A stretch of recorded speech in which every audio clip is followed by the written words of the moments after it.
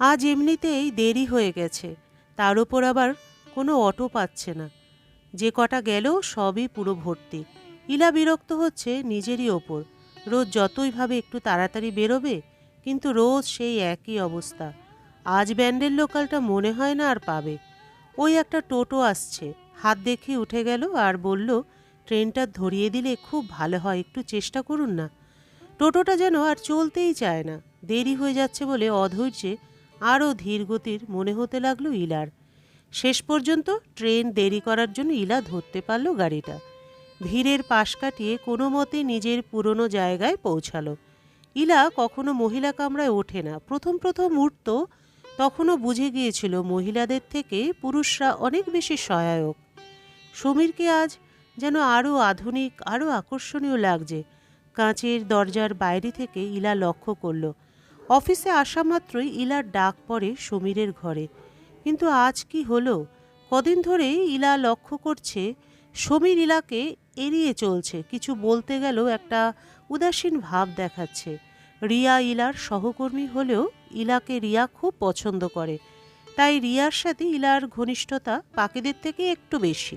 রিয়া এসে ইলার কাছে ঘেঁষে বলল, একটা বিশেষ খবর আছে, বাইরে চল বলছি। রিয়া ইলাকে প্রায় হাত ধরে টেনে বাইরে নিয়ে গেল। জানিস কি, সমীরবাবু নতুন এক সহায়ক কর্মী নিয়োগ করেছেন। সে আজ থেকে কাজ শুরু করবে। এখন বিশ্রাম ঘরে বসে আছে, দেখে এলাম।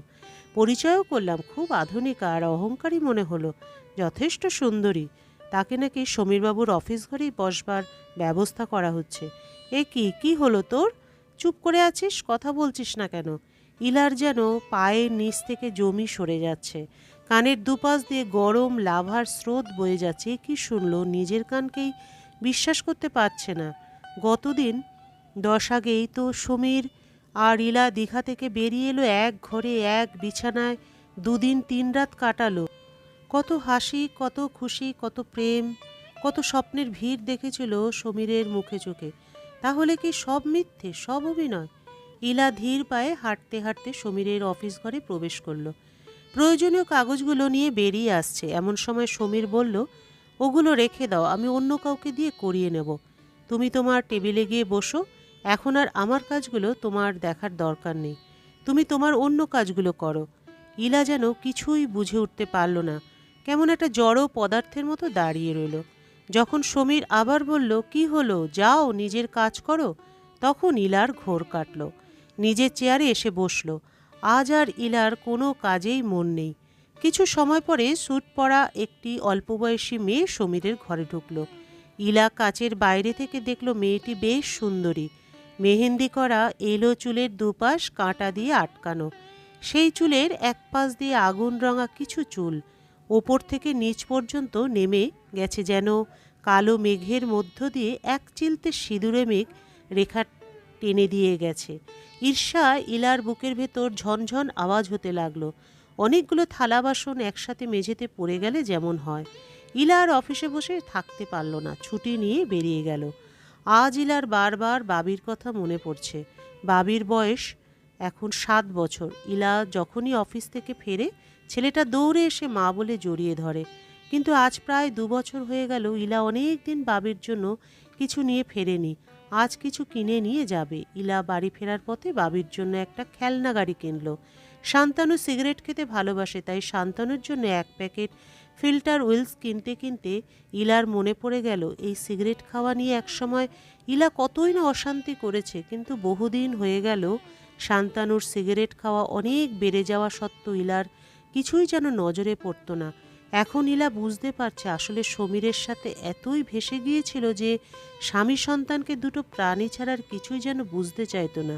ইলার মনে পড়ছে না শেষ কবে শান্তানুর সাথে ভালো করে কথা বলেছে। শান্তানুরও কোনো বিকার ছিল বলে বোঝা যায়নি কখনো। অভিযোগ, চাহিদা, আবেদন এগুলো তো অনেক দিন হয়ে গেল শান্তানুর মধ্যে পায়নি ইলা। আজ তাই ইলার মনে হচ্ছে কেন শান্তানু এত উদাসীন ছিল, কেন শান্তানু ইলার প্রতি কোনো অধিকার ফলায়নি। শারীরিক চাহিদা তো 1.5 বছর আগেই একবার ইলা বিরক্ত প্রকাশ করার পর আর কোনো দিন আগ্রহই দেখায়নি। ইলারও অবশ্য এই ব্যাপার নিয়ে কোনো দিন মনে কোনো প্রশ্ন বা কৌতূহল হয়েছে বলে মনে পড়ছে না। শান্তানু কি তাহলে সব বুঝতে পেরে গিয়েছিল? এইসব হাবি যাবি আজ সব মাথায় ভিড় করে আসছে। এইসব চিন্তা করতে করতে ইলা বাড়ি পৌঁছে গেল। এ কি, ঘরে তালা দেওয়া! শান্তানু নিশ্চয়ই বাবিকে নিয়ে হয়তো বেড়াতে বেরিয়েছে। ইলার কাছে একটা চাবি সবসময় রাখা থাকতো। ব্যাগ থেকে বার করে তালা খুলে ঘরে ঢুকলো। হাত মুখ ধুয়ে কাপড় ছেড়ে রান্নাঘরে দেখে নিল তার জন্য খাবার ঢাকা দেওয়া আছে। তাহলে কি ওরা আজ বাইরেই খেয়ে আসবে? ইলা টেলিভিশন চালিয়ে বিছানায় হেলান দিয়ে বসলো ঠিকই, কিন্তু টেলিভিশনে কোনো নজর ছিল না। হঠাৎ দরজায় আওয়াজ শুনে ইলা দৌড়ে এসে দরজা খুলে বিস্মিত হয়ে দেখল শান্তানু আর বাবি নয়, পাশের বাড়ির টিঙ্কু একটা মুখ বন্ধ খাম নিয়ে দাঁড়িয়ে। হাসতে হাসতে বলল, কাকিমা, কাকু দুপুরবেলায় চিঠিটা আমায় দিয়ে বলেছিল কাকিমা বাড়ি ফিরলে দিয়ে দিবি, কিন্তু আর কাউকে দিবি না। এই নাও তোমার চিঠি।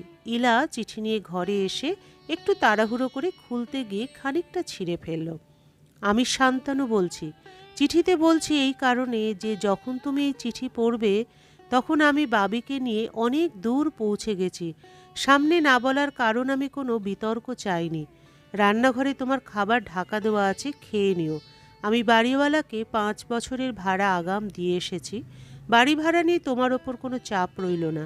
বছর দুয়েক আগের কথা, যখন তুমি মাঝ রাত অবধি সোশ্যাল সাইটে গল্প করতে করতে হাতে মোবাইল থাকা অবস্থায় একদিন ঘুমিয়ে পড়েছিলে। বাথরুম যাবার জন্য আমার ঘুম ভাঙে, তো দেখি তোমার মোবাইল হাতেই রয়ে গেছে আর তোমার মাথাটা বালিশের বাইরে কাত হয়ে আছে।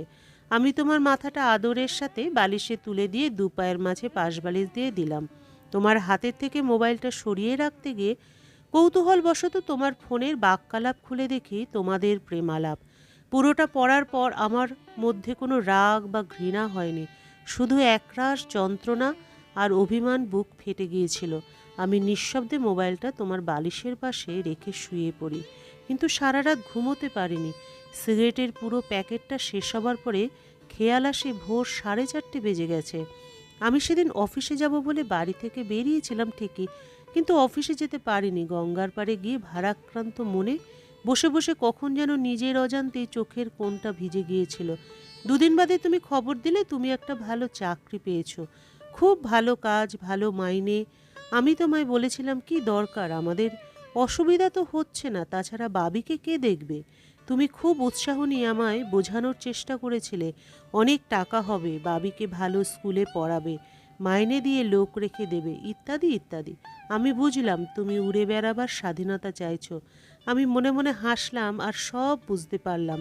তুমি চাকরিতে যোগ দিলে আর বাড়ির জন্য তোমার সময় কমতে কমতে এক সময় রাত 12টা বাজতে লাগলো।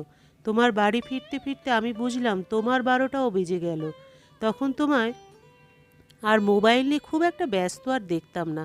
একদিন তুমি বললে অফিসের কাজে 3 দিন বাইরে যেতে হবে। আমি কোনো আপত্তি করিনি। আমার এক বন্ধুর কাছে খবর পেলাম তুমি ডায়মন্ড হারবারের এক হোটেলে আছো একজন লোকের সাথে। আমি হোটেলের ঠিকানা নিয়ে সেখানে তার পাশের ঘরে একদিনের ভাড়া নিলাম। তোমরা সারাদিন বাইরে ঘুরে রাতে এসে হোটেলের ঘরে ঢুকে দরজা বন্ধ করে দিলে। আমি আর রাত কাটালাম না, আমার রুমের ভাড়া মিটিয়ে দিয়েই বাড়ি ফিরে আসলাম। আমার বাড়ি পৌঁছতে সেদিন ভোর হয়ে গিয়েছিল। দেখি বাবি ঘুমিয়ে আছে। ওকে ঘুমন্ত অবস্থাতেই বুকে জড়িয়ে নিয়ে অনেকক্ষণ কেঁদেছিলাম। খেয়াল ছিল না সেই অবস্থাতেই কখন ঘুমিয়ে গিয়েছিলাম। তুমি 2 দিন বাদে বাড়ি ফিরেছিলে। তারপর এরকম প্রায় বাইরে যেতে শুরু করলে। সে তো তুমি জানোই, আর নতুন করে বলার কি আছে। আমি অপেক্ষায় ছিলাম তুমি কবে ধাক্কা খেয়ে বাস্তবে ফিরবে। কাল তোমার অফিস থেকে খবর পেলাম তোমার পরকীয়ায় আজ আঘাত লাগবে। এই খবর শুনে আমি এতটা আনন্দ পেলাম যেন কোনো অপার্থিব বস্তু পেয়ে গেছি। আমার যেন অনন্ত অপেক্ষার অবসান হলো। আমি বাবিকে নিয়ে এই রাজ্য ছেড়ে ভিন্ন রাজ্যে চললাম। আমি যা কাজ জানি তাতে যে কোনো কাজ ঠিক খুঁজে নেব। তুমি ভাবতে পারো আমি কেন বিবাহ বিচ্ছেদের পথে পা বাড়াইনি। বাবি বড় হলেই এটা জানার আগ্রহ প্রকাশ করবে কেন আমাদের বিচ্ছেদ হয়েছিল। আমি চাই না ওর কাছে ওর মায়ের সম্মান নষ্ট হোক। তুমি কেন সাথে নেই সেটা জিজ্ঞাসা করলে আমি কিছু ঠিক বুঝিয়ে দেব, কিন্তু ওর কাছে তোমাকে ছোট হতে দেব না। ইতি, শান্তানু। ইলা 2 দিন বাদে চাকরিতে ইস্তফা দিয়ে আসে। ইস্তফা দিয়ে যেটুকু টাকা পয়সা পেল তাই দিয়ে ইলা বুটিকের কাজ শুরু করে দিল। এইভাবেই ইলার দিন কাটতে লাগলো। এখন ইলার চুলে ভালোই পাক ধরেছে, বুটিকের কাজে বেশ ভালোই পসার হয়েছে।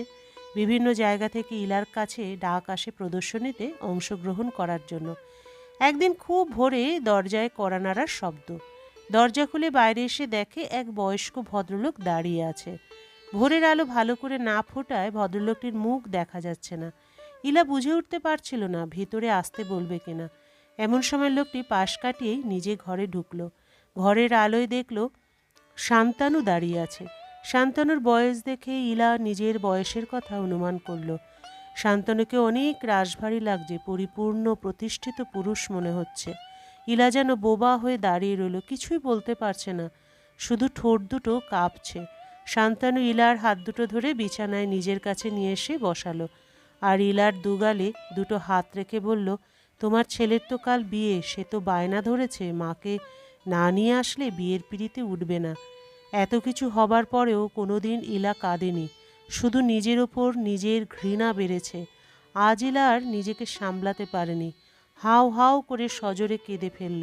শান্তানু ইলাকে বুকে জড়িয়ে নিল, আর একটা বিরাট দীর্ঘশ্বাস বেরিয়ে এলো। ওরা দমদম এয়ারপোর্টের জানলা দিয়ে শেষবারের মতো কলকাতাকে বিদায় জানালো। গল্পের সমাপ্তি এখানেই। আবার দেখা হবে পরবর্তী আরেকটি গল্পের সাথে।